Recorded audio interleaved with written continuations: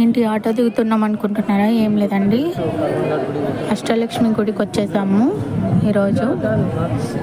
సడన్గా అనుకున్నాము, మా తమ్ముడు చూడలేదంటుంటే ఇలా రావడం జరిగింది అన్నట్టు మర్చిపోయా. హాయ్ అండి, అందరు ఎలా ఉన్నారు? బాగున్నారా? నేను కూడా చాలా బాగున్నాను. చూడండి లోపల ఆర్ట్ వర్క్ బాగుంది కదండి. ఏం లేదు, అష్టలక్ష్మి గుడికి వచ్చాము. ఏంటంటే ఈరోజు ప్లాను పొద్దున్నే లేచి మంగళవారం అని కర్మాన్ ఘాట్కి పోదాం అనుకున్నాము. కర్మాన్ ఘాట్కి వెళ్ళొచ్చాము. కర్మాన్ ఘాట్కి దగ్గరలో ఏదన్నా అని చూస్తే అష్టలక్ష్మి గుడి కనపడింది. సరే పదా అని అష్టలక్ష్మి గుడికి వచ్చేసినాము. మా తమ్ముడు చూడలేదు అంటుంటే చూపిద్దామని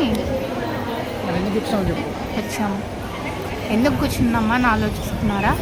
ఏం లేదు, అమ్మవారికి నైవేద్యం పెడుతున్నారు గుళ్ళో కాబట్టి ఒక అర్ధ గంట కూర్చోమన్నారు, అందుకు కూర్చో ఉన్నామన్నమాట. మిగతా విశేషాలు మళ్ళీ కంటిన్యూ చేస్తా ఇంటికి వెళ్ళాక. ఓకేనా అండి, బాయ్. అన్నట్టు మర్చిపోయానండి, ఏం లేదు, కర్మాన్ ఘాట్ది అలాగే అష్టలక్ష్మి టెంపుల్ది రేపు వీడియో పోస్ట్ చేస్తాను, లాంగ్ వీడియో చూసేసేయండి.